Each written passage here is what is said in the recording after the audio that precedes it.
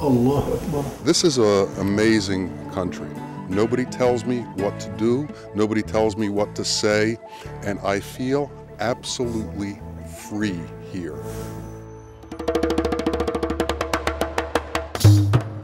ناقدین پوچھتے ہیں کہ اگر اسلام امن کا پیغام دیتا ہے تو پھر یہ کیوں ہے کہ دنیا کے اکثر مسلمانوں کی رائے کئی معاملوں میں ایک دوسرے سے بہت مختلف ہوتی ہے.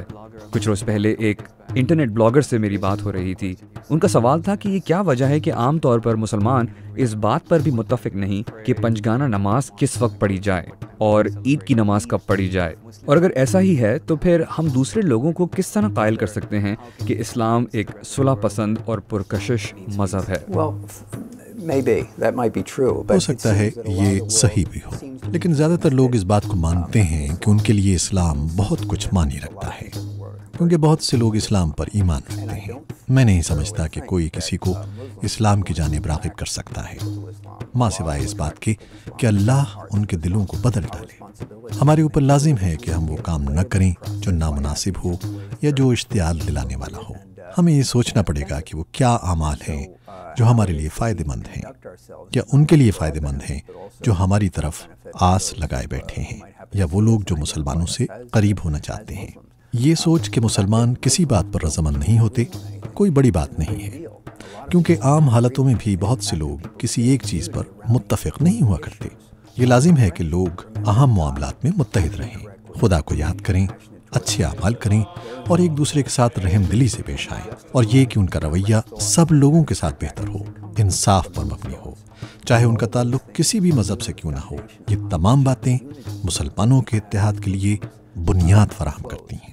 بتائیے وہ کیا چیز تھی جس نے آپ کو اسلام کی طرف راغب کیا؟ اسلام میں آپ ہیں, خدا ہے, قرآن ہے اور سچ. The Quran and the truth.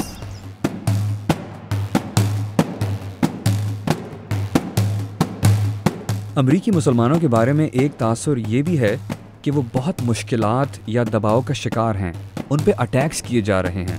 اس میں کتنی سچائی ہے؟ Muslims are having a normal life.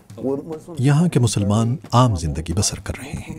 یہاں لوگ مسلمانوں سے بہت اچھی طرح پیش آتے ہیں. میڈیا ایسا تاثر پیش کرتا ہے جو شاید سرے سے مسلمانوں کے ہو ہی نہ. سارے لوگ ایک جیسے نہیں ہوتے.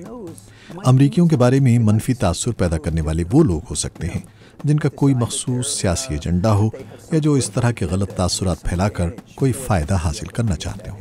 لیکن یہ پکی بات ہے کہ امریکی اچھے لوگ ہیں, وہ اچھی طرح پیش آنے والے لوگ ہیں اور دوسروں کی عزت کرتے ہیں. ان میں انتہا درجے کی برداشت ہے.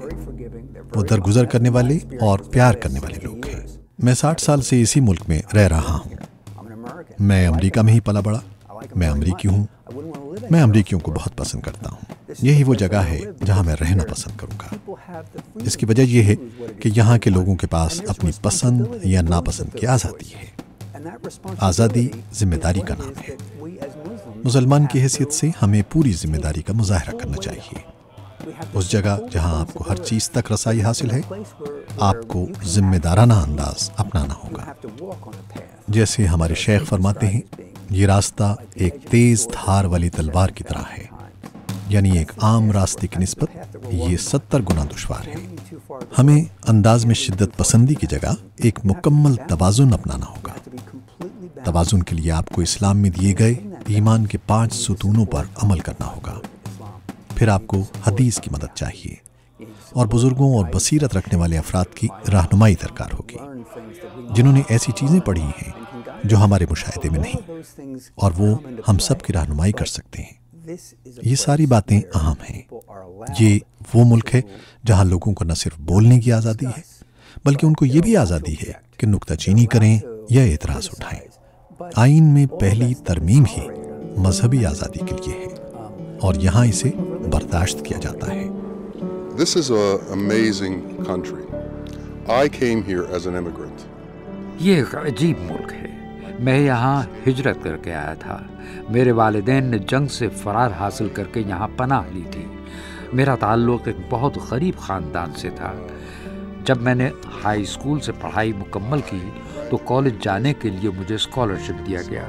جب میں نے کالج سے گریجویشن کی تو مجھے قانون کی اعلیٰ تعلیم کے لیے قرضہ دیا گیا. مجھے حکومت نے یہ سہولتیں دی۔ مجھ سے کسی نے یہ نہیں پوچھا کہ میں کون ہوں اور کہاں سے آیا ہوں اور کیوں آیا ہوں۔ میں نے درخواست دی اور انہوں نے مجھے ضروری سہولتیں مہیا کر دی۔ مجھے یہ موقع دیا گیا کہ میں جس مذہب کو چاہوں اختیار کروں۔ مجھے کوئی یہ نہیں کہتا کہ ایسا کرو، ویسا کرو، یہ کہو، یہ نہ کہو۔ میں اپنے آپ کو بالکل آزاد سمجھتا ہوں۔ میں 10 بار مکہ جا چکا ہوں۔